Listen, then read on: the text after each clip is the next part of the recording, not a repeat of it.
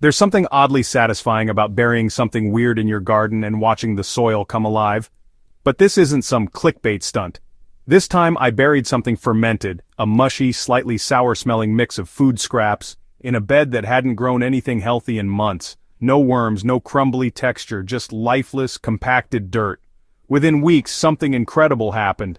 This is not your average composting trick, and it's not instant magic either, but if you've got dead soil and want it biologically active again fast, stay with me.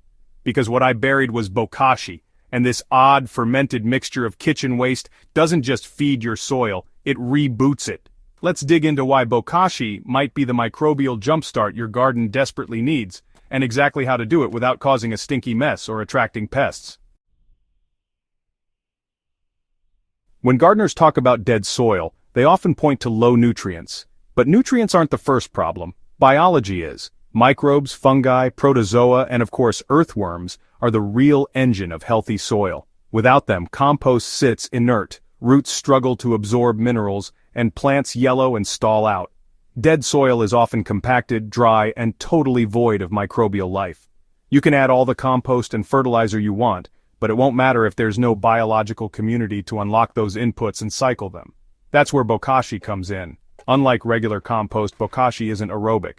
It doesn't rot in the traditional sense, it ferments. Using a special blend of beneficial microbes, typically EM1 or something similar, Bokashi breaks down kitchen scraps in a sealed container in the absence of oxygen. The result is a pre-digested, fermented mix that still looks like food, but it's now a microbial inoculant. When you bury Bokashi into soil, those fermentation microbes collide with native soil biology and trigger a cascade. It's like throwing a spark into dry tinder. The fermented waste is already broken down enough to be biologically available, and once it touches moist soil, the anaerobic phase ends. Aerobic decomposition takes over fast. This is when the magic happens. Fungi stretch through the soil. Bacteria multiply by the billions. Earthworms sense the feast and migrate toward the bed. And if your soil was dead before, you'll begin to see it move, darken, and loosen within days. It's not the Bokashi alone.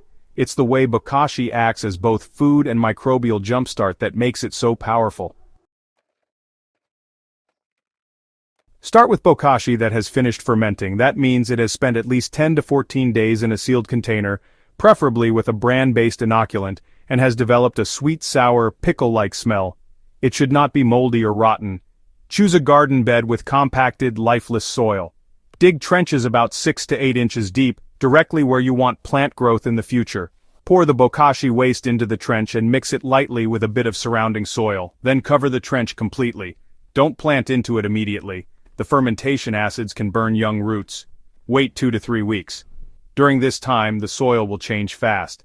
You might see white mycelium spreading. Worms might suddenly appear. The texture will begin to loosen as life returns underground. After 2 to 3 weeks, test the soil by sniffing and checking structure. If it smells earthy and the material has broken down visibly, you're ready to plant. The first thing I noticed was heat. Within 2 days of burying the Bokashi, the bed was warm to the touch, even though the weather outside was pretty cold. Microbial activity was clearly surging. By day 5, small white fungal strands began showing under the mulch. By day 10 I could dig down and find the original scraps almost fully broken down. But the real surprise? Worms. Tons of them. They came out of nowhere, tunneling into the treated zone, leaving behind castings and air pockets. This was in a bed where I hadn't seen worms for months. 2 weeks after burying, I planted kale and spinach starts. Within a week, their roots had taken hold. The growth was noticeably faster compared to nearby beds. The soil was darker, softer, and held moisture longer. It felt alive again. Traditional compost is fantastic, but it takes time. It needs turning, moisture balance, and several months to fully break down. Plus, it's mostly bacterial unless you actively manage for fungal growth. Bokashi skips the wait.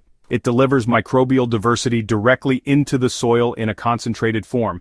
It's also safer for pest-prone gardens because it doesn't sit on the surface. It's buried. That means no smells, no flies, and no raccoons digging things up. Even better, you can compost meat, dairy, and grains with Bokashi, things you'd never risk in a traditional compost pile. Most importantly, it functions like an inoculation. It doesn't just decompose, It spreads microbes throughout the soil, preparing the area for long-term biological activity. You can build on this momentum with future mulch layers, compost, and cover crops. Don't plant too soon after burying bokashi, give it time to neutralize. Also avoid using synthetic materials or oily foods. Stick with organic kitchen scraps and a quality bokashi bran. Moisture is key, the soil must stay damp for microbes to activate and thrive. And if your soil is extremely sandy or clay-heavy, consider mixing in some leaf mold or compost to balance structure as the bokashi breaks down. Finally, observe. Healthy soil smells rich, it holds water, it has visible life. If your bed starts to show those signs, you're on the right track. If you've tried compost, mulch, and amendments and your soil still feels like lifeless powder or cement, try Bokashi.